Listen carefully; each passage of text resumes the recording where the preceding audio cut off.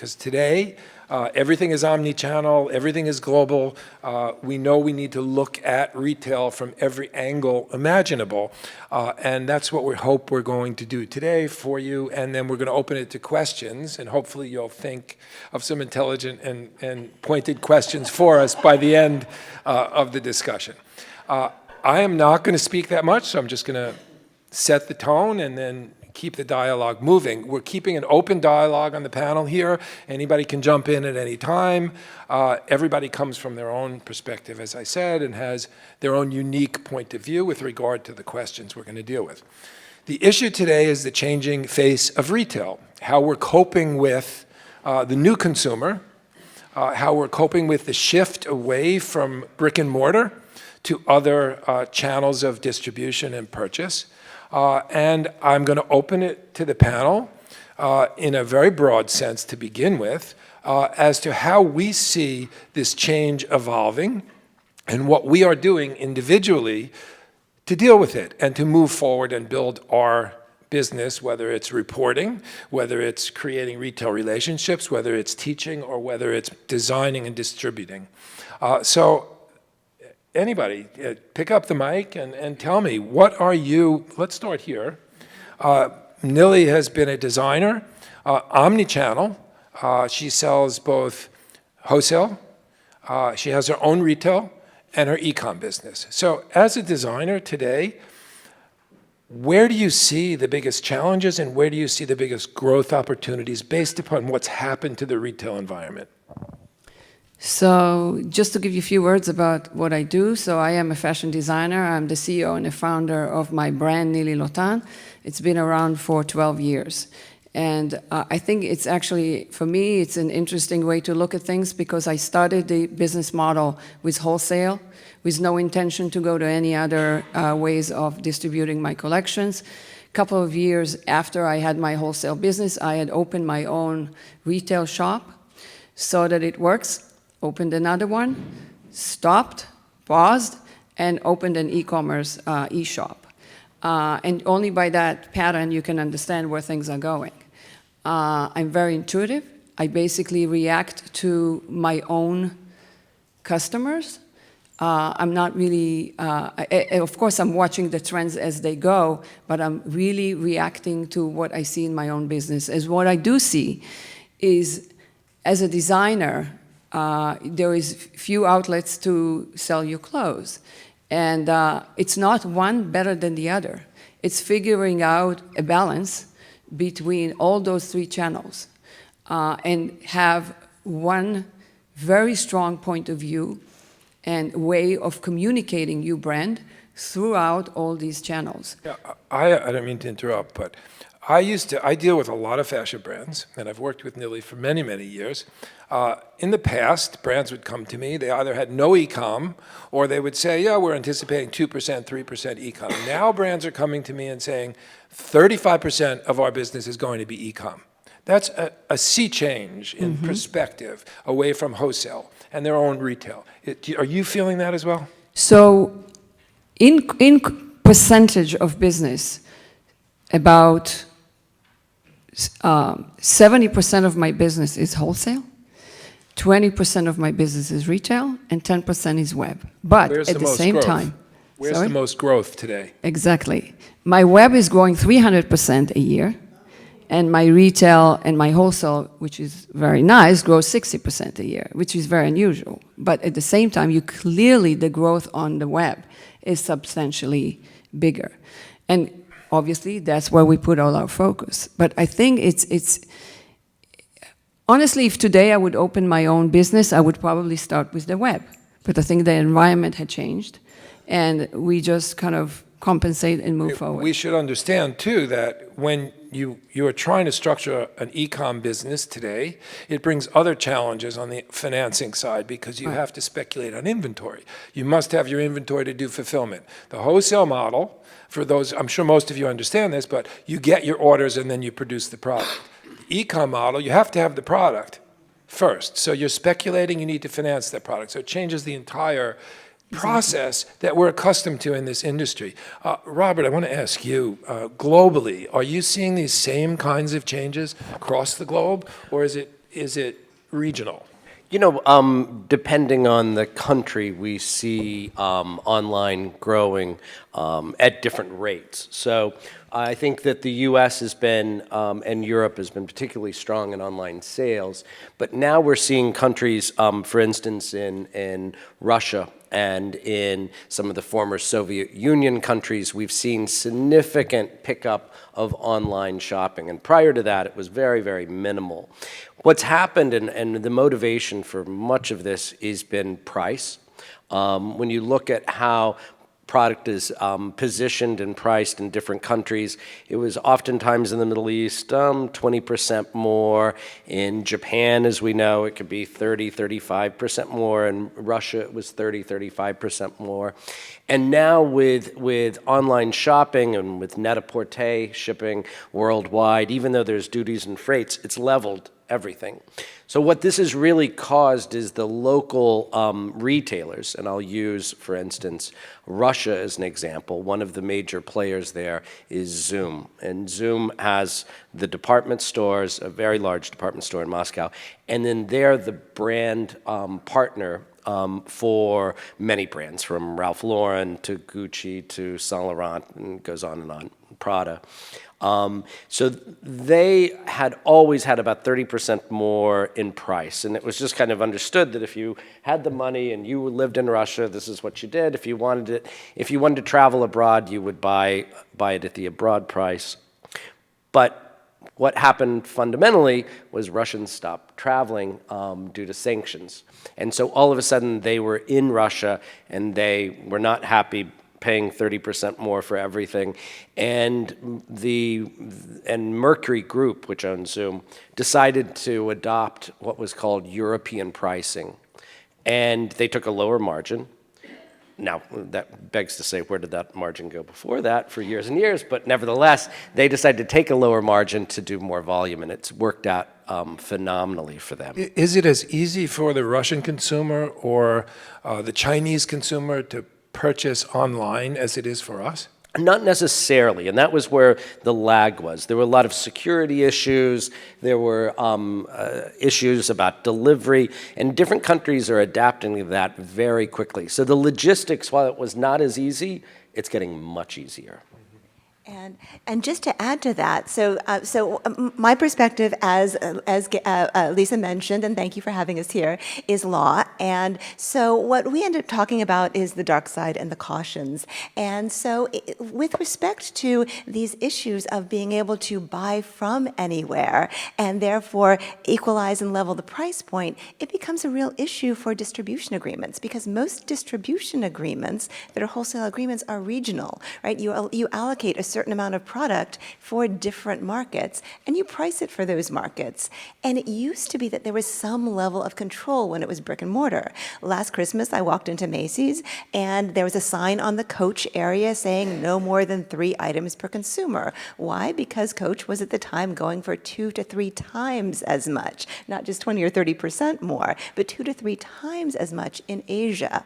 And so they would limit the number of purchases the way Apple does for iPhones and so forth, in order to prevent people from just having surrogates buy it here and send it to China. So what does this mean? Online, you can't do that. One second. What does this mean ultimately for the consumer and for the retailer? I mean, from your perspective, you see the changes in the market. You're writing to the public. You're telling them what's going on. What do you see is the most important thing for a retailer to do today? Okay, well, and happy to see you guys again. I've enjoyed participating in this conference in the past. You know, retailing, there's so much disruption going on.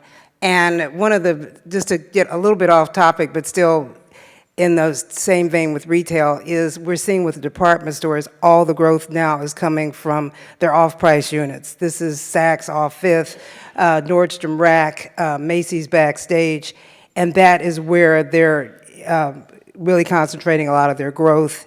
And it's a way, actually, for the department stores to actually lower their prices. And this is where all of them are putting all their emphasis. You will notice any stores that are opening now, brick and mortar, are opening that way. Okay, back to online, we were talking about. I also wanted to ask Lily, as she was talking about how she's got her different levels. I'm just kind of curious, do you use, how do you actually use, do you use online to test? In other words, because if you're talking about this whole inventory situation with having to be able to have inventory to send out, do you use online to test? In other words, how do you know what to manufacture?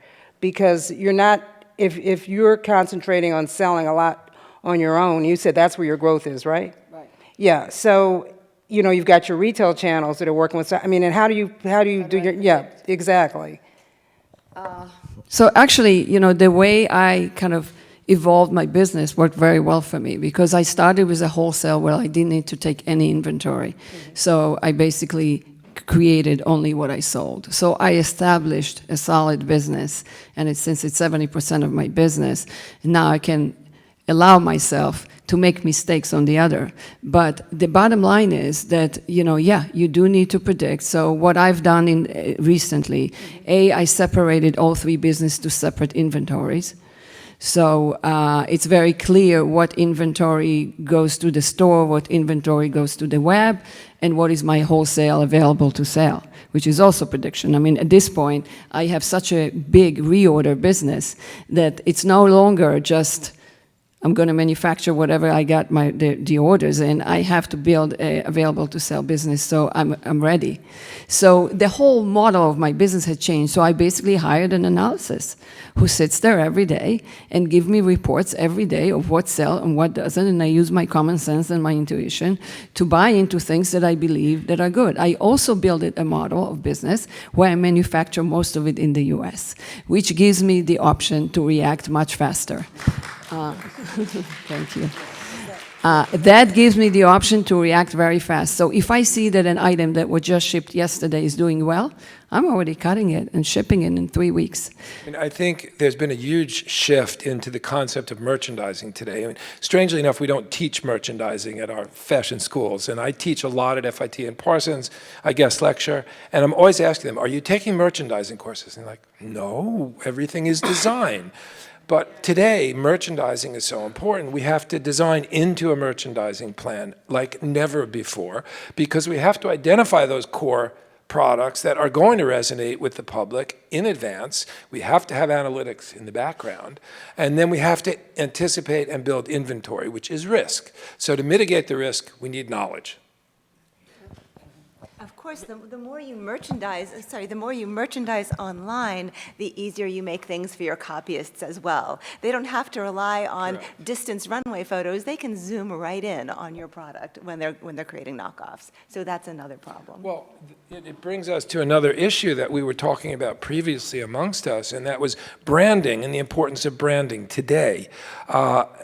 Nilly has no logos on her product, does no marketing, and yet has achieved a significant level of success by virtue of silhouette, style, and look. The consumer has changed today in what they're looking for. Brand is not so important. And I think, Terry, you mentioned before that you felt this was like the plunging neckline of the conversation. We were huddling before we came here, and this is a huge change now because especially with these millennials, they really don't care about logos and brands the way they used to because there's really not the kind of brand loyalty. And this is really hard for the fashion industry because companies make money when people move in lockstep and when you can predict what they're going to do. If they're all over the place and they're cross-shopping, they're buying at Zara, they're buying high-end with you, they're shopping online, and so you've got all these different ways that are competing with each other, and we're still very, very overstored, and that is a big problem. Why there's just so much merchandise in the pipeline, and how do you actually make your brand stand out from others? And it used to be through publicity, it used to be through fashion shows. Now, if the fashion show, too, this is the other thing. I think that the fashion show industry, I mean, but it has been in the past such a big part of branding. And now it just doesn't have the kind of, the resonance that it had with consumers now because, they want to, then we'll get into buy now, wear now. But anyway, go on. So I just want to add something about loyalty because I think there is a mistake in thinking that the young generation is not loyal to brands. I think they are very loyal to brands. I think they're just the status thing that we know from the 90s is not important. In other words, for them to wear Ralph Lauren with a little polo player, Take a look at us on stage. Yeah. None of us have logos on our product. None of us have logos on, no. we don't. exactly. So it's not about the status. 10 years ago, Exactly. I think Ralph Lauren built an entire empire on the fact that people want to be associated with a brand. Associate in the sense of, if I'm wearing Ralph Lauren, I must be a wealthy guy. If I'm wearing Ralph Lauren, I belong to a social community of wealth, of whatever. I think that's over. But I think well, I wouldn't say it's over, because if you go to Paris and walk into Hermes, it's still the most crowded store in I'm the talking city. about the young generation. Yes. Okay. But So I think part of what we do besides working with brands is work with retailers, and we work with Saks Fifth Avenue on their international stores, and we also work with international department stores. And I had about 2 weeks ago about 35 meetings with different CEOs in Milan and Paris. And I will say, you know, when we talk about people being not loyal, I think the customer is not loyal in certain instances. But I would use Gucci as an example. I had a meeting with them, and obviously numbers are confidential. Their business is on fire. It's on fire in the U.S. It's on fire in Europe. But it's not the brand itself. It's the design. designer. But the brand. That's Nilly's It's point. the design, but I think it's really the design is so recognizable, and fashion consumers are all the same. If it's too available and it's too accessible, it's not interesting anymore. So then recognizable has surmounted branding. Well, I think good product. Now, it's all Yes, all of goes course. down It's to the always product. good product. Exactly. It's signature product. Signature. If you look at the business that YSL is doing right now, and even Balenciaga, I had a meeting with them as well, the business is significant. Now, YSL, it's going through a designer change right now, but the business is still incredibly strong. But here's the challenge. I was just going to ask Susan, if we're moving away from branded product, where it's logo branded, and so obviously a particular company, how does a brand like Nilly's maintain its integrity and identity when anybody can knock it off? Well, you're absolutely right that the absence of external logos is a nightmare for attorneys, because that's the only place where we're absolutely sure we can help you guys out if you're copied. However, the most cutting-edge trademark protection is for the designs themselves when they become sufficiently recognizable that you don't need the logo. Hence, the Hermes Birkin, right? Or all of the work that Louis Vuitton did getting a registration on the design of the Celine luggage bag, the one that smiles at you, or all of the work that Bottega did on getting a registration for that intrecciato weaving. And so, Smaller brands. Tell us, And- Susan, tell us what's going on recently, because she's been to Washington recently.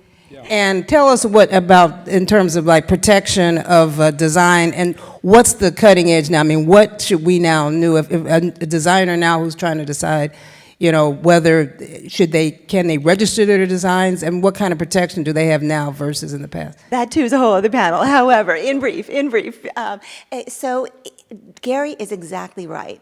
All of this emphasis on trademark as the only really safe and secure route to protection really favors the big brands, right, who have the money to invest in doing those registrations, engaging in the enforcement, and oh, by the way, getting the kind of recognition for their non-logo designs via marketing and via press that will allow them to register them. So we've got trademark. The Supreme Court, as of Monday, they had an oral argument in a case involving cheerleader uniforms. They may be about to roll back the little bit of copyright protection we do have on fabric prints and surface designs. We're doing what we can. But there is also new interest in the patent area. So anything that's functional or aesthetic aspects of functional parts of designs. So the zipper was once patented. You come up with a great new clasp, that sort of thing can be protected. But by and large, we're in some trouble. Yeah, we are. But let's get back to the problems at retail today and how we're dealing with it. There are laws in France that prohibit the retailers from going on sale. at a certain, other than 5 weeks twice a year, is that correct? The French recognize the importance of the fashion industry to their overall economy. It's a very significant component of their GDP. Although it's a significant component of ours, our government does not recognize it. If they do, they really don't legislate on our behalf as an industry.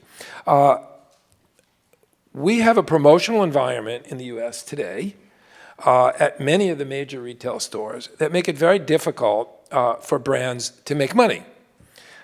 How do we think, as a panel, we should be dealing with this promotional environment at retail, and how, as brands or as advisors, can we help the industry to deal with this promotional situation? Well, one thing that I think that a lot of brands need to realize is that now we're looking at fast fashion, which is always on, I mean, it's not on sale, it's actually priced to move at the price that it's coming at. And fast fashion has probably been the biggest disruptor. I'm talking about companies like Zara and H&M and Uniqlo, and their pricing has really, I mean, they really don't have to worry about sales. Correct. And so, yeah. The quality is also extremely questionable. No, it isn't extremely questionable. I'm hearing this from millennial after millennial. Let me tell you, I buy, Uniqlo does this, Uniqlo is an exception. yeah, Uniqlo's really good. They've got the parka that's with the downfill parka, but then they also do a merino sweater that you can wash. I mean, I've washed this thing 10, 20 times. I mean, they've got fairly high quality. It's not. I'm sorry. I don't believe this whole idea that I think that there are high-end consumers, and I think that there are.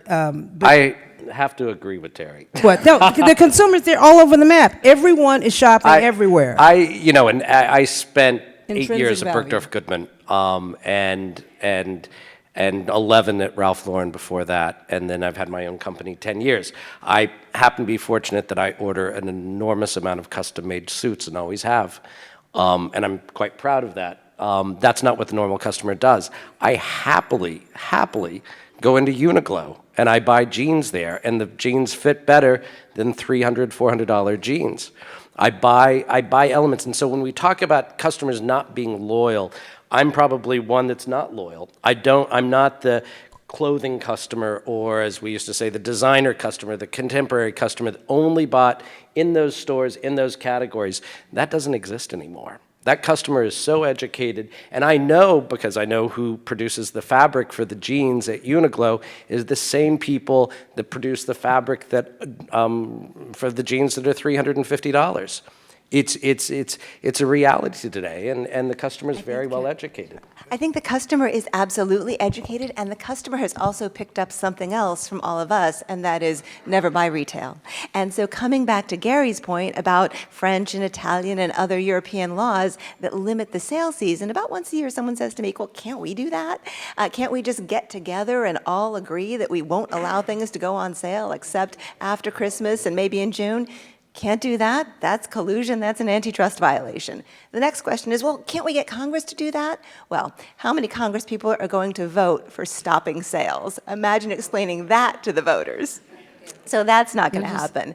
The only thing that is possible is on an individual basis. You'll notice that every time you look at a hang tag from a factory, it doesn't have an MRP, a manufacturer's retail price. It has an MSRP, the manufacturer's suggested retail price. But since 2007, in a Supreme Court case, the manufacturer has a lot of power to make sure that discounting doesn't happen except when the manufacturer says so, as long as there's other forms of competition happening like service. But again, this inures to the benefit of the big companies. Smaller brands are victims. So smaller brands, and I see it, are looking for other channels of distribution as much or as more aggressively than the larger brands who can fight these things and deal with it in an easier way. Do you all go on shopstyle.com? Anytime I go shopping, that's where I always start. If I'm looking for something, because that way I can compare the price from one retailer to the other. And in fact, also, if you can even go to the store and tell the store, this retailer is selling it, ShopBop is selling it, it's already on sale there, and they'll actually match the price. I mean, the same thing that you do with electronics. So, I mean, so I just think that the whole pricing thing, I mean, it's really hard to actually regulate prices when everyone is going to be able to shop around so easily. You don't even have to run, you can do this right from the convenience of your own computer. So the pricing thing, I think, is really tricky. And if you're a young designer, you want to, be in certain price points so that you will, be in a certain price lane. And often, if you don't have the economies of scale to have a big enough business, you're going to take a really short margin. And that's going to be very hard for you to compete. Because, back to what you said about having a critical mass of consumers, because that's what makes it so hard for a new fashion brand to compete when they can't match the prices that were in the lane where they're supposed to be. I had an interesting meeting because I think brands are dealing with this in their own individual way. And I had a meeting with an Australian-based fashion brand who recently received a investment. They have significant stores in Australia. They have very good, and they have a handful of stores here in the U.S. freestanding, and they're looking to open many more. And they have wholesale accounts in Bergdorf's and Barney's and Neiman's. So their strategy was that they've negotiated that they will not go on sale. So you say, well, what do you do? And they said, we don't go on sale, we take the product back, we either send it back to Australia and we can sell it there, but we don't want to go on sale, we won't participate in this sale cadence that is so crazy that they deliver things and then there's friends and family sales within the first few weeks, then there's a 20% off. And for them, they're in a unique situation, Yeah, but that's a great way of managing the issue of promotion. I know the brand very well. They're a client of mine as well. But they have multiple channels of distribution. So again, it benefits the bigger companies. Is this working? Makes it harder for the smaller companies. yes. How do you advise the smaller companies, Gary? First of all, we sit and we review every purchase order that comes in. We tell brands there are stores you cannot sell today, or we, as a company, make arrangements on behalf of our brands with the retailers that you will not go on sale, that you will not buy on consignment, or we cannot approve you and we cannot give you credit. We have to help these smaller brands because they get bullied. And without this young design community, American fashion isn't going to grow. It's not going to go anywhere. My question to you is this: what's the trend with retailers now? Because if you go into a store now, you will see that every store now, a department store, Bloomingdale's or whatever, you'll see it's all carved up into designer departments where those departments are paying for the salespeople there, et cetera. So, and usually if they bring in a small new designer, one of your guys, and they're saying, okay, you've got to have a sell-through of X%, or you pay markdown money. So what's the trend with markdown money now? Are they paying it now? Are they charging more? What's the trend? Every purchase order today has a markdown allowance written into it, a sell-through agreement. It depends how strong you're willing to negotiate that. Whether it's 65%, 55%, 45%, you've got to work really hard to negotiate those. And we fight with our brands, not because they want to do it, but we say, no, just say no. And more are saying no. I mean, I have brands pulling out of the major department stores because they realize they cannot make their margins with a 65% sell-through agreement. It's not going to happen, and they're going to lose money on the sale. So when back to the issue of retail today and the changing face of retail today, retailers have to recognize that this is a partnership with brands. They cannot demand all of the work and all of the downside to fall upon the brand. How do you compel them to do it? How do you compel them to do it? You threaten to pull out, and a lot of brands have pulled out. And Gary, do you see this really causing the retailer to pause? In many cases, yes. Not in all. Some retailers are more aggressive than others. Some retailers are willing to give up those brands. Many retailers who want exclusivity, like a Barney's, they're willing to work with the brand, much more so. They're much more loyal. They're much more understanding of the trials and tribulations of a small brand. They want that exclusivity, so they work around it. But I mean, I'm sure it has a lot to do with it depends on how strong the brand is. If it's a brand that's in big demand. Well, nobody wants it. Bottom line, obviously. They're here to do business. So if the brand sell-through is not good, then there's no loyalty at all. Okay, so Gary- if they pull out, where do they go? My question is, when they pull out, where do they go? Do they go to the web? Who do they sell to? That's exactly the question. I mean, I started my model of business, as I said, it was 90% specialty stores and 10% department stores.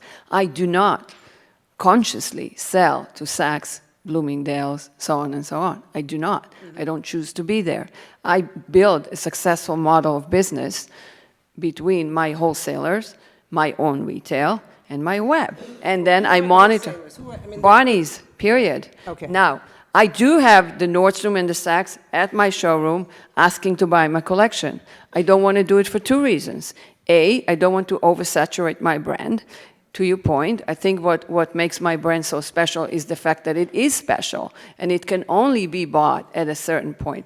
Yet I need to grow my business. So how do you grow my business when having an exclusivity with Barney's? So you find other channels, other categories to develop, and you build your business. I just came out with a jeans line that is a separate business to my business, and I'm growing the business into a whole other range of stores that I did not sell before, but I'm growing my business this way. I mean, you have to be creative, but it's a different game, as I said. You know, once you start selling to the department store, you're in a different game, you're in a different capacity. My business is still small. So, but at one point, I would probably have to choose one partner who I believe that will be a good partner for me with no chargebacks and no sell-through commissions. And basically, for the benefit of both of us, we will agree to go into business. It would have to be extremely important, the positioning, because as you know, in the department stores, where they position you make a big impact on your business. I mean, that leads to another question about retail today, and I think the consumer seems to want a much more curated product at retail.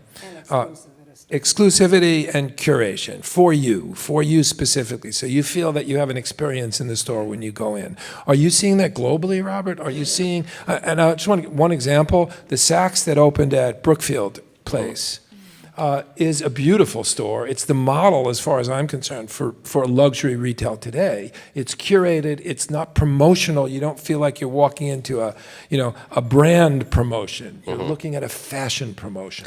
And I think Saks in Brookfield is a very good example of kind of the new way of merchandising and showing product and curating.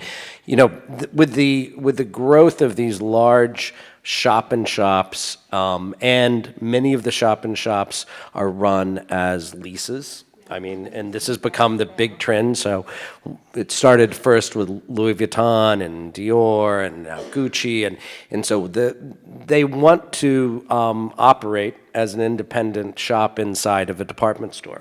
What happens? The audience understand, I'm sorry, does the audience understand what a lease department is okay, I just want to make sure that we're not talking over anybody's heads here. So understanding that, what's happened is all of the department stores are starting to look alike.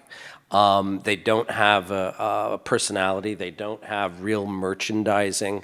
So what you see in the Prada shop inside of X retailer, and the Prada shop down the street, and the Prada shop in London, and the Prada shop in Milan, is all the same. That customer is getting bored with that. And I think that's why someone like a Saks is doing a great job in Brookfield. They don't have shop-in-shops on the ground floor. They have very flexible areas, and they also got many of the brands that they don't have uptown.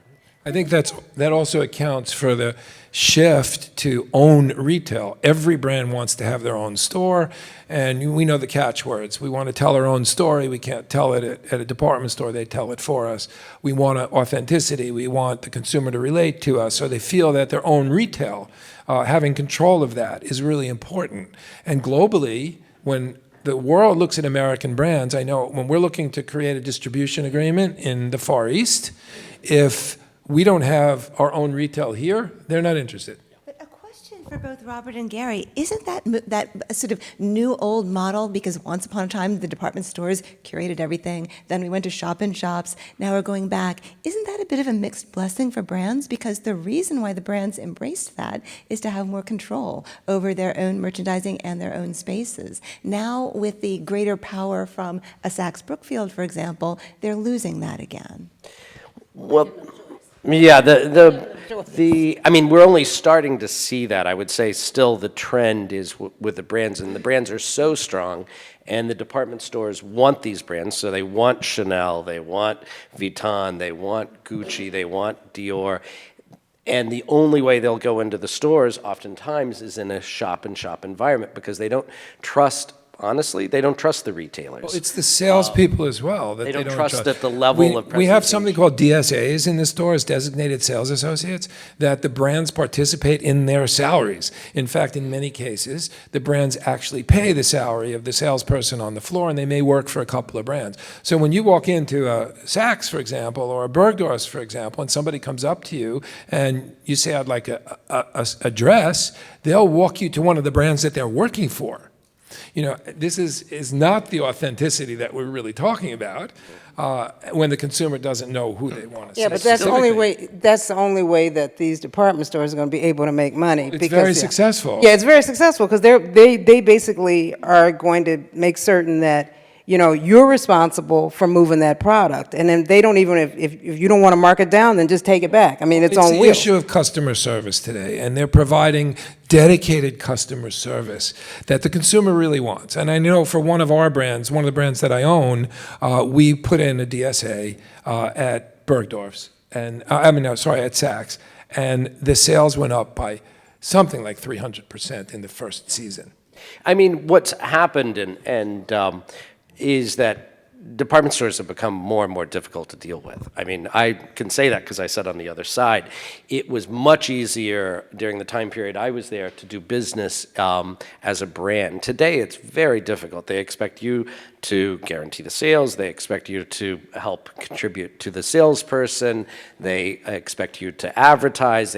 We did the vast majority of that when I was there. We didn't ask for all of this, but because of tough business, they're asking for everything. So all of this has led the brands, even small brands, and I think Nili is a perfect example. She has some control of her destiny because she has her stores. She has control of that. She has control of the e-commerce. website. She has the control of the online business. In a way, the retailers are pushing their best customers out the door, their best brands out the door by the demands they're putting upon them. So as we talk about the changing face of retail, what do we think as a panel retailers should be doing? Well, I think that retailers should try to figure out how to actually serve customers who are coming in. I mean, I do that Ask Terry column in the Journal every week, and I get this question so much from all these consumers, women over 50 who have money to spend on clothes, but they go into a store, they don't get any kind of help, they don't get any direction as far as trying to figure out how to coordinate clothes together.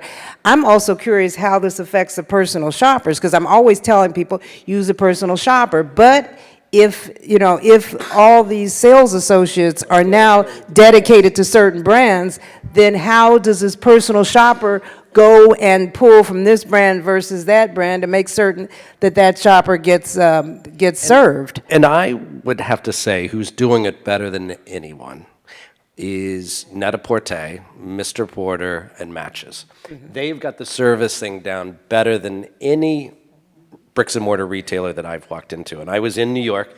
I had the same thing happen. I was on the ground floor of a store, and they had a brand, Citrodon candles. They're $75 a candle, and I wanted to buy 3 of them. I mean, it's a candle.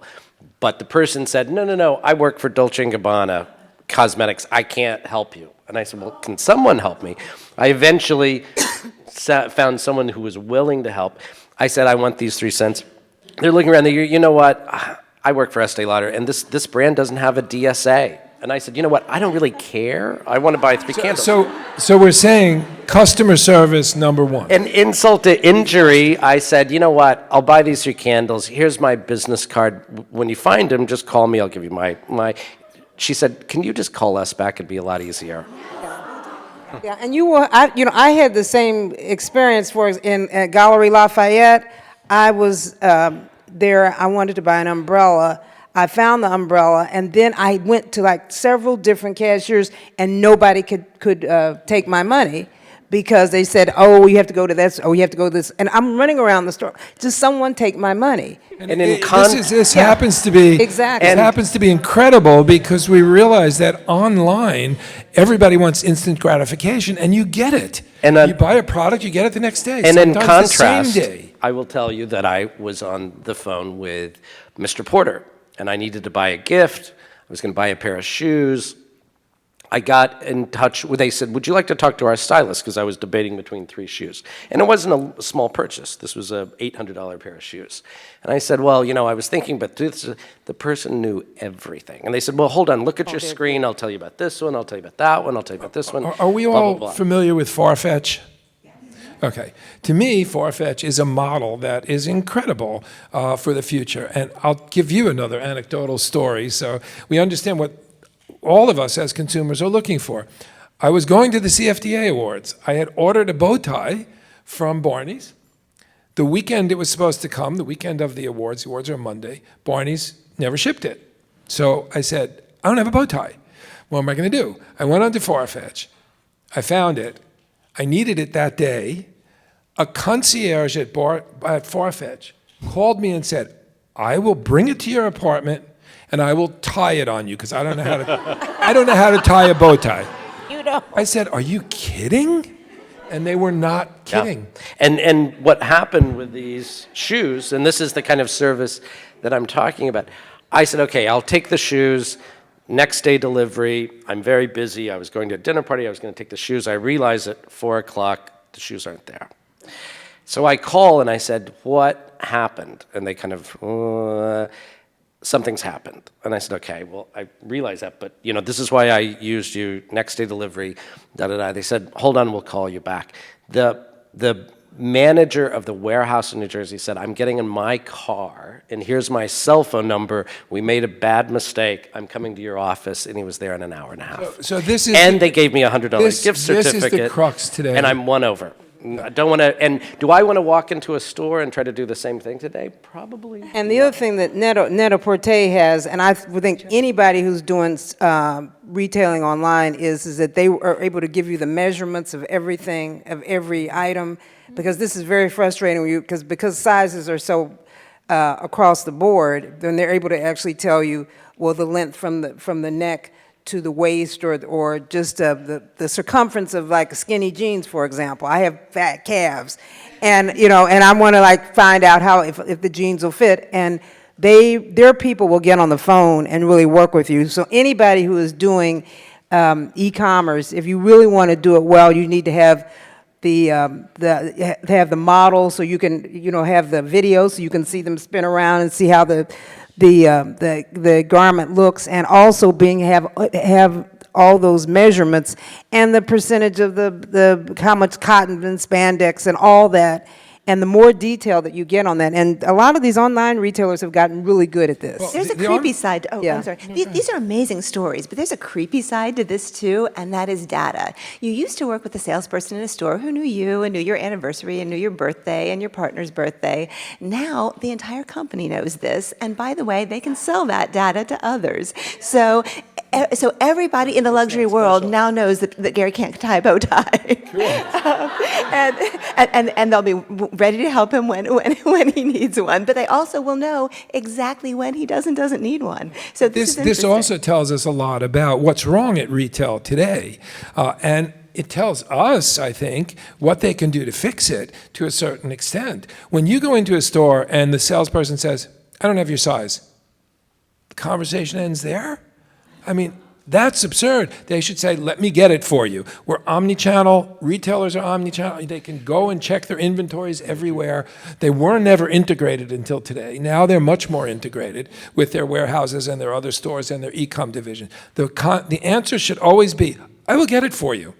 But so we're talking about retail. If it wants to improve itself, I have a question. we're not to identifying things. All of you, how many times have you in the last year been contacted by a salesperson from a store that you frequent just to say, I have a new delivery, I have something, I know you bought this last time, I think it's a good idea to come in, good.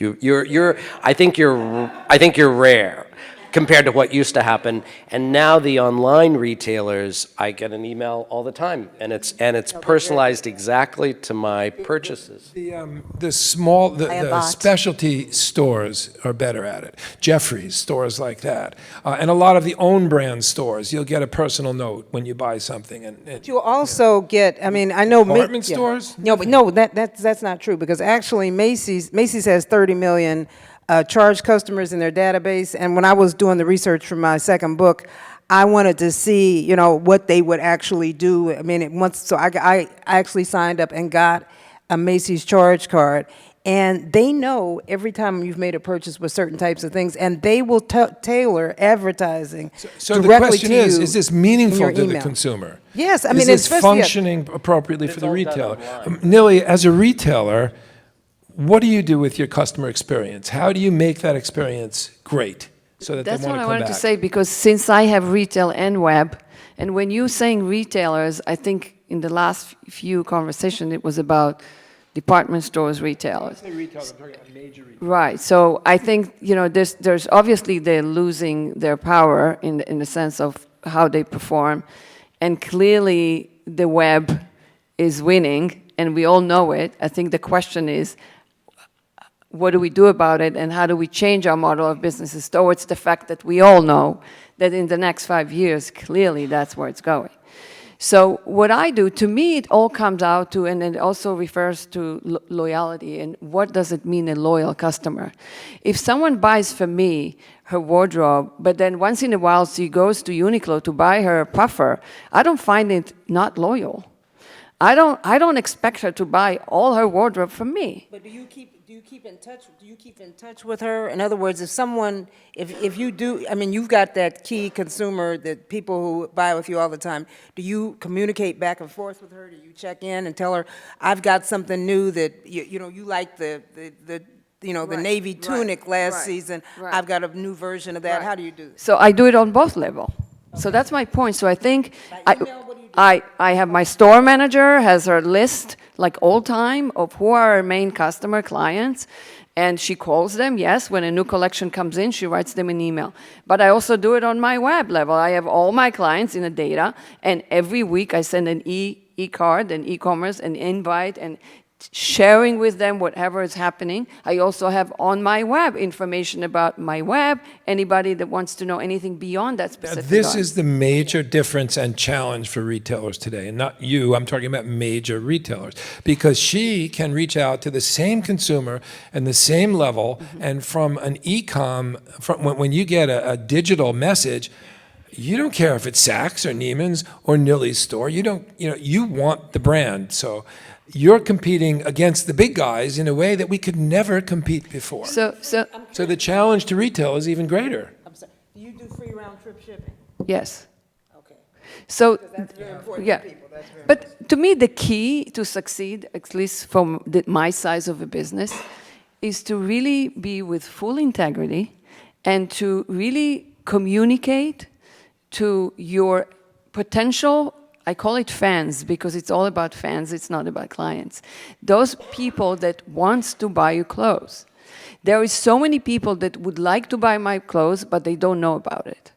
So my agenda is not to try to find the woman who buys every day at Uniqlo and she likes her price point and she's happy there, because she's not going to be my loyal customer. What I'm looking for, I had built a very a big amount of women who are returning customers, who love what I do, who relates to what I do, and as far as they're concerned, they're loyal, not because they're loyal to me, not because they want to be part of the Nili Lotan logo, just because they really relate to my clothes. So how important? I do not do fashion shows. But Yeah, can, never have. This can is- retail get, How do they know when you're coming out with a new collection, or do you come out with? I let them know. I send them an email or I call them. photos? I send them photos. So the lookbooks, the most important thing, and I do also personal appearances in all Barney stores, and I communicate to the actual customers and the salespeople. One thing that we do have to recognize is that when you're in a wholesale channel, They are your marketers. When Nilly's in all of Barney's stores, Barney's is doing her marketing. And it doesn't mean the consumer only has to shop there. Right. They can go online and buy from her. So there's another advantage to maintaining this wholesale channel. And, we really need retailers to work with the brands, and they're not. They're working against the brands today. And this has got to change. I was wondering, going back to that, if that kind of relationship can get too personal, right? You know your clients, they love getting messages from you, they feel like you're reaching out to touch them. But when it goes that step further that you all have probably seen of the email that says, I saw you left this in your cart on our website, do you want to come back to it? Or I saw you were looking at this item online and you clicked on it twice. Are you interested? Yeah, can it go too far and backfire? And do you have to worry about your retailers doing that to you? This is the changing face of retail today. This is our conversation. Yeah, I think there are guidelines that we haven't yet established. We have to test and push and see and learn what's most effective with today's consumer. So it's so much about analytics. So much about analytics. I was going to bring up one thing about when you were talking about this, leaving things in the cart. The other thing is, do you all ever share things on Facebook that you purchased? Because a lot of times they want you to know. I mean, this whole social media thing, I think we could talk a little bit about that, because the social media activity with, having a picture of you and Instagram. If you notice on Anthropology, for example, that site is one site where someone will get a great dress and they'll always take a picture, they'll do a selfie, and then they'll post it there with their comments. And actually, that's a way that helps me shop a lot of times, because I will really read those comments, some which are planted by the actual, some we don't know which ones of them are actually, but the thing is, though, but I do read those comments because they do help you shop. But this is, the social media aspect is really big. And, we can talk about bloggers and stuff, but anyway. Oh, bloggers, yes. We want to talk about bloggers. Today, the industry was a cottage industry, bloggers. They showed up, they were cool, they did stuff, people liked them, people watched them. Now, and Robert, you can talk to this, and I'd rather you do than I do, because you know it a little bit better. The kinds of dollars that these bloggers are being paid to wear a product, and the consumer doesn't know that. And they're learning that. And we, just to kind of even take one step back further, and Terry, I think, can really shed a lot of light on this. Fashion had been really seen only by the press and the reporters and the retailers, only. There was no such thing. And maybe there might be some really ardent customers that would subscribe to Women's Wear Daily and come in with a torn-out page prior to internet. But otherwise, that was, you read your reviews, you waited. Now the bloggers came in what was kind of a very natural, kind of street style, kind of fun thing, which was great. They also saw a big opportunity from a business standpoint. So they saw opportunity, one, to get free clothes, and free whatever they want, and then and front row seats. And then the next evolution was that they could start to charge for those posts, because those posts did reach a whole new audience. And as opposed to a $95,000 page in Vogue, you could maybe pay a blogger. It used to be $5,000. Now the major bloggers are $10,000, $15,000, $20,000, $25,000 for a post. And yes. And that's where the concern comes in, right? So I think that what's happened is the millennial or the young consumer is starting to they know that. They can see. And the way that these posts were endorsed were that they just happen to be in X place shopping for a shoe, and there's the box, and there it is on them, and they love it, and then they all of a sudden reach 1 million people. And it has been very effective, but we're starting to see pushback, and we're starting to see things really fall off. And we have clients that spend solid 6-digit figures each season in paying bloggers to endorse product, and it's been good, but we're starting to see a backlash. Is it possible to ask a question? Yes. It's possible to ask a question? Lord and Taylor is on probation for the next 20 years because they established a campaign. They gave a bunch of different endorsers one particular dress to wear. They also worked with Nylon Magazine to create editorial at the same time, and they specifically directed their influencers not to disclose. No hashtag ad, no hashtag sponsored, no, hey, Lord and Taylor gave me this dress, and by the way, I love it. And so the Federal Trade Commission is very concerned about this. This time it's probation, next time there's money involved. Are we talking about like deception in advertising? We are absolutely, this So is that- absolutely a form of deceptive advertising in the minds of the FTC.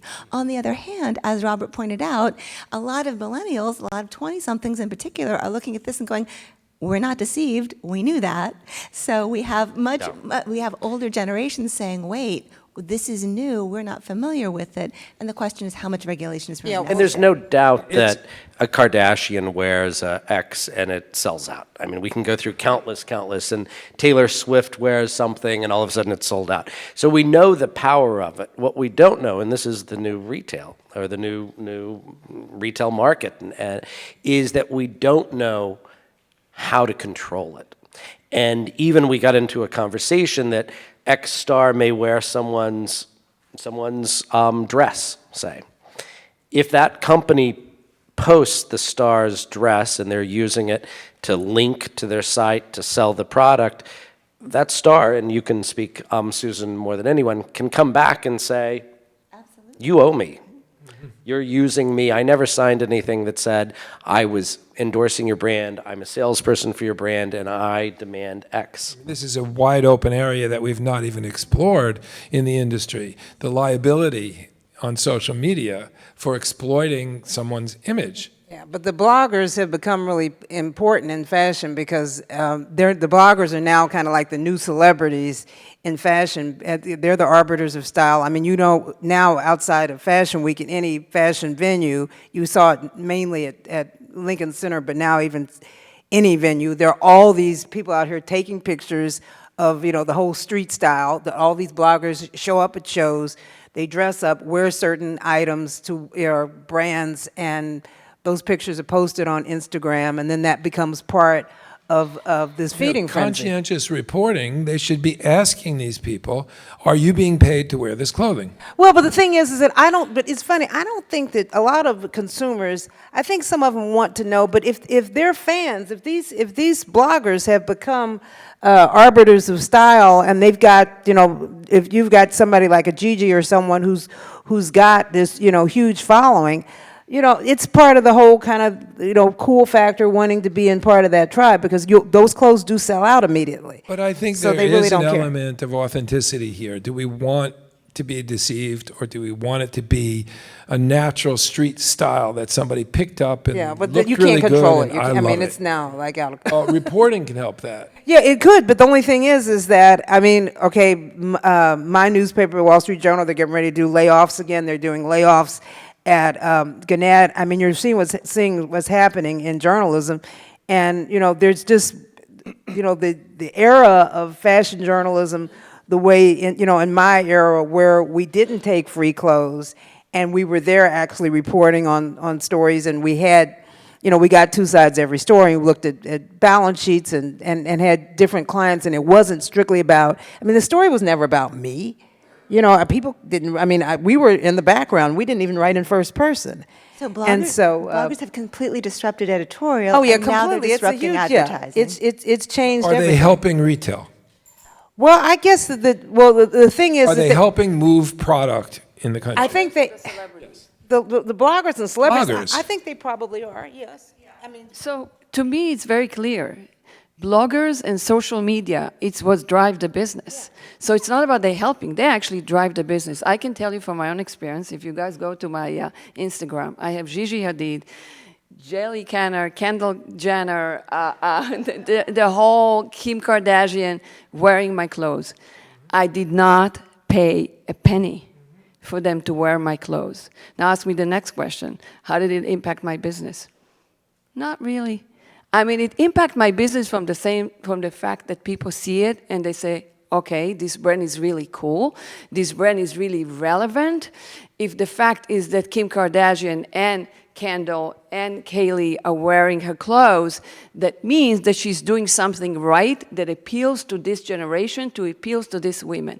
But it does not mean that when Kylie Jenner wore my dress for her birthday and posted it 3 times, and we honestly actually called her and says, listen, this is beautiful. I'm so happy you like my dress. Is there any way we can do business together? And I did not mean to pay her for the post. I meant to say, listen, clearly you like my clothes. Let's figure out something that we benefit from it. She doesn't need it, because she charges for anyone who wants to see what she's wearing. She's charging $1 or $2 a month to go into her Instagram. She has 90 million followers. If she charges $1 a month, she's set for life. She does not need my $20,000. And she said that. So my point is, there's only a legal issue to that, which we discussed earlier. But in terms of business, the question is, how do you make money out of it? But at this point, to me, and again, it comes to how do you define your brand and how do you connect to those women who are looking for your clothes. Happens to be Gigi is one of the women that I mean, I don't disagree that celebrities have always been a big influence. And I mean, whether it was paying them to wear on the red carpet during the Oscars or giving them dresses, that's one thing.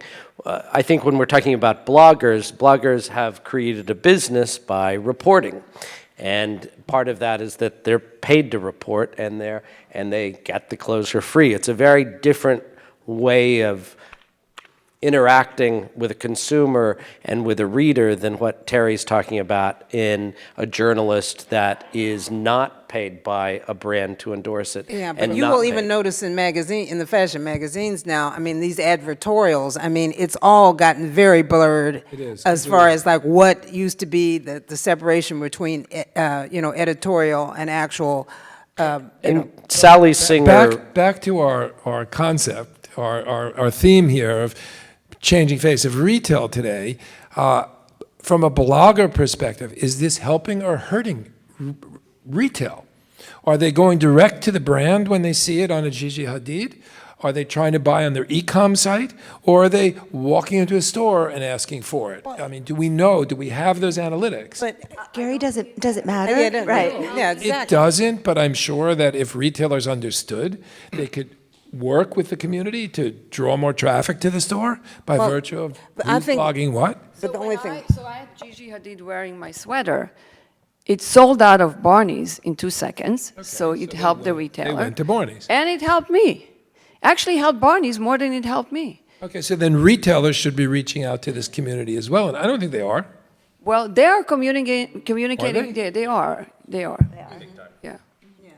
Even it if all it's comes down- not it- proprietary? no, it all comes down to money and sales. If there's money to be made, whether it's by the bloggers or by the celebrity, they're going to have business people that are going to figure it out. If they can sell product, the retailers are now seeing this and they're Well, you would very think keen on if it. it's exclusively at Saks, and that could be part of the blogger's tag, Hashtag Saks. correct? Yeah. I mean, then there's a benefit, but I don't see a lot of that. I think there is. There's more and more. Not be noticing it. Oh, I think what we're looking at actually is a third form of retail platform. We talked about brick and mortar, we talked about online, but social commerce is really its own platform in a way, with its own rules and its own ecosystem. and also, and, Without any rules. Well, Yeah. the rules are coming. Yeah. The rules are starting to happen. and the other big thing where it's disrupting is fashion magazines. As you all know, I mean, fashion magazines are basically over. I mean, seriously, they are, because the thing is that we don't have to wait to have it, translated or tarted Anybody up. sitting And here there's- holding a fashion No, magazine? fast fashion magazine. And there's Anybody? Yeah, but that happens. You have it maybe in your phone, but you're not holding it. And you may want to read a very interesting story written by Sally Singer at Vogue, which came out just a few weeks ago that is particularly pointed at bloggers. And she was very upset about the fact that they're get free clothes and they're paid and they change 10 times a day and this, that, and the other. And she certainly has a point. The counterpoint to it, and you'll see online arguments back and forth, is that the bloggers are saying, well, how are we any different than fashion magazines? If they took out the advertising and then they were it was understood that they were going to get editorial. So, it's just very interesting today what's happened, and there aren't a lot of rules. And I think, Susan, you can say there'll probably be more rules, and when there's a lot of money involved, which there is right now, there are going to have to be some kind of standards put in place. Well, and in fact, just to be clear, there are some, right? The FTC released new guidelines in December of 2015 that are indeed guidelines, but they are a view into the mind of the Federal Trade Commission and what they view as enforceable. They're not fully clear, they're not fully fleshed out, but there's lots of specific examples that they give of good and bad. This is an ad, this is an endorsement. This might be okay, this is personal. So from our perspective as panelists, after this discussion, what should the major retailers be doing today to ensure their future and not go the way of the magazines and of the records and of the typewriter? Do we have suggestions for them? I think there's going to be a shakeout. I think that we're going to be seeing, as all this, we don't really know who's, the strong will survive, right? The ones who can continue engage consumers. What does it mean to be strong today? Well, I think strong is Brookfield selling, Sacks is a selling. good example, but Selling. I think it's going to come back to, as we kind of touched on, the retailers that are the department stores, when we say retailers, department stores, that are going to be taking some value in the partnerships. Because if you don't, it's become so almost impossible for many brands to do business. And I see certainly a Barney's willing to partner, a Bergdorf's, with the brand that they believe in. And I think it's going to take more and more of that. I think for the bigger department stores, it's going to be really tough. I think that's why we're seeing Macy's closing multiple doors.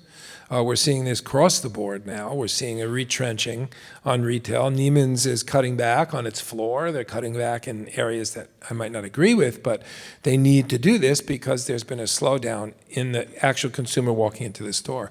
So how do we advise the industry? How do we help them rebuild an experience that relates to today's consumer? That's the challenge. And as we advise brands, we tell them, you need the department stores today for positioning and specialty stores because I Marketing. think it's important, and if you're in the Webster and you're in Barney's and you're in Bergdorf's or Saks, it speaks to the validity and the success of your brand. Now, you might not make a lot of money out of those accounts, but they're important to be in. At the same time, you have to have your own website, and if at all possible, and retail's a tricky thing, if you're able to have your own stores, all the better. But you have to be playing on every cylinder. And the other, what I was going to say is the largest retailer out there, is TJX. TJX is bigger than Zara. They're huge. And if you're in the fashion industry, you're going to have to do business with these people. And with TJX does not want your leftovers. They basically just want to rent your name. They have their whole platoon of designers who will design clothes that they will put in their stores, and so you'll basically collect a royalty. But TJX is not having any problem selling clothes. They're in great shape because people still especially we're looking at everyone has so many expenses and we're spending more on health insurance, more on other things, and people still want to get the value, the value proposition. But that's Terry, what, I agree with you, but for many of the branded companies who I work with, TJ buys significant amounts of product from them, but they buy a year later. It's been an but they also inventory. It's been an they do- inventory for a year. yeah, but they do a And whole they sell lot it. of manufacturing on their Oh, no, they own. do both, but for a lot of branded companies, the only way they can protect themselves is to wait a year and it's a contract with TJ Maxx. 1 year later, they get it all. But they've got, let me tell you, quietly, behind the scenes, because I've talked to different designers who are saying when you do business with them now, they don't even want your leftovers. They just want your name. And then they manufacture the goods on their own. and they've got a whole platoon of I mean, this is, yeah. Licensed product is a whole separate licensed Yeah, issue. it's, product. yeah, it's Yeah. huge, it's huge. But I think that, Gary, you sound very concerned about traditional retailers, and they are under siege. And we are seeing anchor tenants leaving malls and the landscape changing, but they have some advantages too. They have connections and they have capital. So if they can learn to jump from platform to platform to platform, from brick and mortar to online to social media, then they have an advantage in doing so. Totally. And it's a great, if they can create the experience that the consumer wants. I think what the disconnect has been in the past few years is that they don't know what the consumer wants in a retail experience. And they're trying to reinvent themselves. And in many cases, they're just retrenching and not spending enough time and effort on figuring out what does the consumer want from us. Question? Yeah, I'd love Question. to. Let's get some Question? questions, yeah. I know you've been waiting a long time, so I hope it's a great question. I hope it is, but I want to both make a comment that I'd like to hear your response to and then ask a question as well. And the comment is about your discussion about maybe brands are not important anymore. It's the look of the item, the look of the product, maybe the look of the line. But I think we're living a bit in a rarefied world. There are always going to be people who want a logo. I see Under Armour all over the street, all the Under Armour logos. I see women carrying MK, large handbags with huge MKs on them all over. And at the same time, there are going to be people who would never be caught dead in with a big logo on their clothes. So I think that's part of my comment. The other part of the comment is to the extent, that you don't have a brand. I do a lot of licensing as a lawyer for my clients, then that brand doesn't have that connection, perhaps, for other product categories, for shoes, for bags, for fragrance, if it's only the silhouette that matters to somebody. So that's my first comment. And then my question to you is, in this overall new world, are diffusion brands, secondary brands, are they losing their importance because the retailers or the online customer just wants the main brand and they don't want, the CK, or are they going to be with us forever as well? Let me address it first. When you say you don't, there always will be people who want different product. Some people are going to be concerned about branding and some people aren't. But I think the key today is to brand in the proper way that relates to the social culture of today. It's not that glaring big brand that we used to have. There are other ways to brand. If you look at Canada Goose, they have a little round logo on their sleeve. That's their branding, but everybody knows it's Canada Goose. Right. You have Prada has 3 little stripes. It's not these big, bold, in-your-face branding elements. So we're still branding. Okay. We're just Great. branding more subtly. Great. And I think that's been the shift in the consumer sentiment. Good. Yeah, I was on, when you were talking about second brands, okay, look what happened with Marc Jacobs. Marc Jacobs is now just one brand. They got rid of Marc by Marc.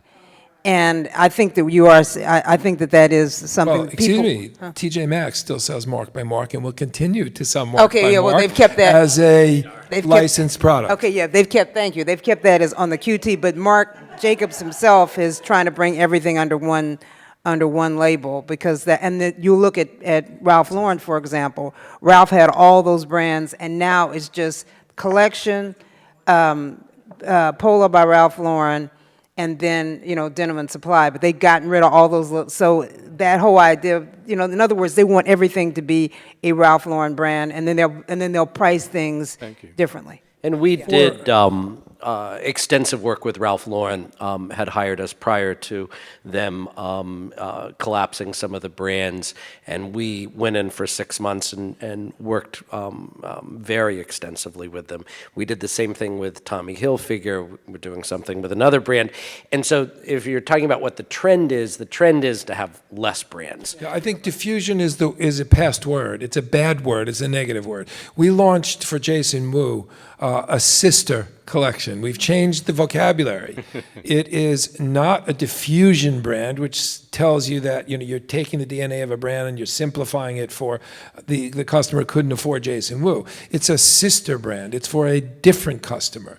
So I think there's more trend, and Ten Crosby is the same with Derek Lam. It's not a ripoff of Derek Lam. You're not cannibalizing your own collection. You're creating a sister brand that appeals to a different age group and a different consumer and a different demographic. So that seems to be where the market is going. And diffusion, I agree, diffusion is a passé word. It seems to connote the wrong thing. Thank you. Consumer. Alexander Wang is one of your clients as well? Yeah, I just heard him speak this week, and he said exactly, not cannibalizing the Yeah. brand, but he now insists on the T brand being beside his Alexander. And it Wang is, brand. if you look. And- Well, Alex was one of those designers who controlled his distribution so tightly for so many years and did such a great job of being positioning in retail so that he wanted, even though his pricing was maybe $300 or $400 at retail, he wanted to hang next to Balenciaga. And if the store did not agree to that, he would not sell to the store. So controlling distribution today is really important. I mean, Nilly knows, she does it with Barney's. You know, she is not selling all these other retailers because you want to control your own brand perception. Question? Yes. Yeah, I make button-down shirts for busty women, and they come in 24 sizes. So the idea of carrying inventory is a giant challenge. And Neely, you were saying that you would start online if you were to start now. What are other ideas that might be available besides carrying a lot of inventory? Can you do trunk shows where people then order the samples that they try? Can you cut to order? I'm thinking of MM Lafleur with their. Cut to order because you can't deliver on time. Well, then the other challenge is the see now, buy now. But if you're just then building on sustainability, exclusivity, because it's not immediately available, they have to wait for it. How big is your business? Startup phase, very pre-revenue. Wow. Okay. So you don't have any kind of retail clients at all at this point? Correct. Yeah. Well, yeah, the reason why I said I would start with a wrap today, because clearly that's the direction where things are going, but I also think in terms of overhead and overall infrastructure that you put together, it is costing you less money. If you were to just now open a retail store, it would cost you far more. The risky thing about it is what Gary said earlier, is that you need to commit to some sort of an inventory that you may not be selling out of it. I can tell you from my own experience what I did. I don't think you can apply it to your business, but you have to think creatively of how to do it. What I did when I started my business, I started with 5 items. So normally designers, when they design a collection, they design somewhere between 60 to 120 pieces. I started my business with 5 items. Not only that I started with 5 pieces, which, by the way, one of those 5 pieces is my best-selling pair of pants still today. So not only did I start with 5 pieces, I created a model of business that I did not commit to color, meaning I bought a fabric that was in its raw material, where I can actually buy thousands of yards, and at that point I was just buying hundreds of yards, and keep it in stock for an available production cycle. So when I sold those 5 pieces, and I sold about 500 of them, the minute they hit the store and they did well, I was in a position to take this fabric, cut, dip it in the colors according to what people actually wanted me to sell, and sold. I had 0 inventory for many, many years because that was my model of my business. And she also manufactured in New York. Exactly. So the turnaround time Very quick.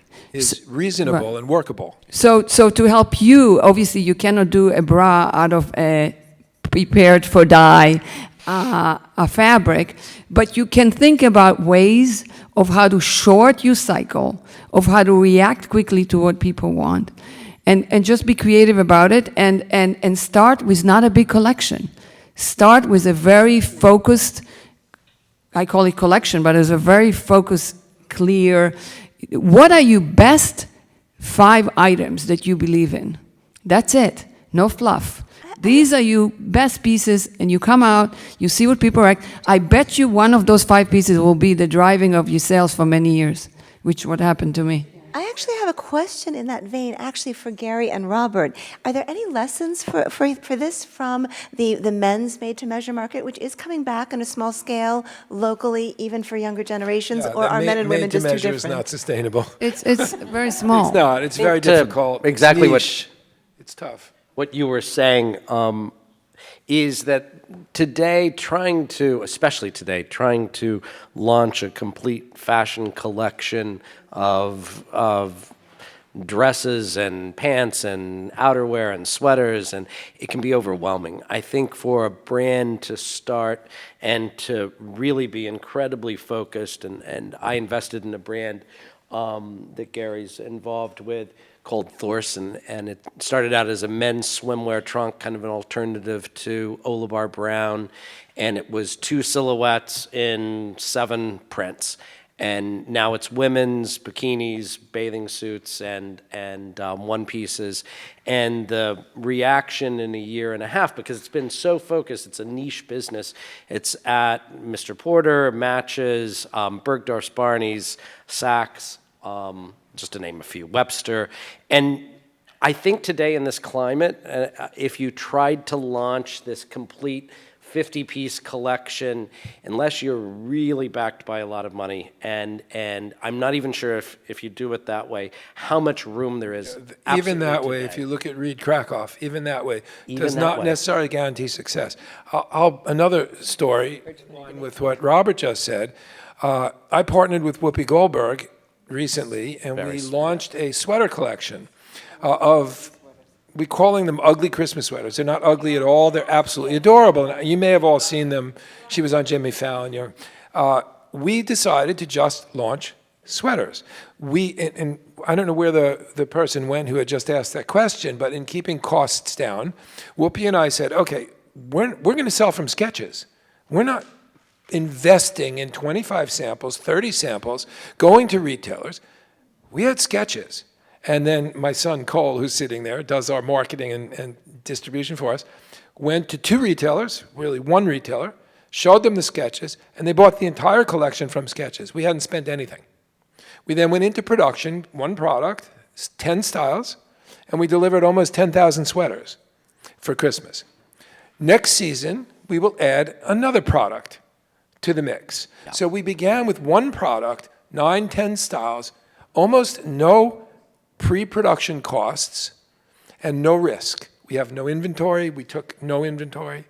So there are ways to do it. I mean, in this case, of course, Whoopi could sell anything. So it's a lot easier to sell from a sketch. That may not be the case in your situation. But there are options to think about. And I think other creative ways to build a brand. That's a prime example of being very focused and partnering with 1 retailer, 1 product category, limited SKUs, and being able, obviously this was built-in marketing, but being able to market it. It's Let's get another question over there. Hi, my question is for Neely. I run a small, I'm not going to say small, but I run a digital fashion magazine that focuses on sustainability and helping emerging designers. And so I deal with a lot of designers that are, kind of new. And I'm also very impressed that you've been able to build a business without being at the mercy of department stores. Bless you. Can you talk a little bit about, I know you have a loyal customer base, but can you talk a little bit about what some of the things you do to reach new customers? So as I said, the best thing to reach new customer is through social media and bloggers. It's all there. It's to communicate to what I call my tribe, that this is what I do, and then hopefully they communicate to their tribe, and anyone that falls into the category of what my tribe is, join. I'm not trying to put any effort. I don't mean to interrupt, but along with this, to give her a little more information, Sure. How much are you committing to social media in terms of dollars? I don't mean dollar amounts, but percentage-wise of relative to 2 time years or- ago. Oh. Funds, capital, marketing, how much are you putting into that effort to acquire new customers? It's not so much funds as much as attention. Right now, I mean, just to give you an understanding of my business, 2 years ago we were 10 people in the company. We are 45 today. And most of the additional people are PR, web management. So I put all my effort into this area. So there's your answer. No designers on my team, so clearly it's not going into design. It's going in, I happen to be the one who's designing it, but I am definitely putting my effort in that area. Have you been able to determine cost of acquisition of a consumer? I mean, we talk about that in the D2C businesses, direct-to-consumer business. What's your cost of acquisition?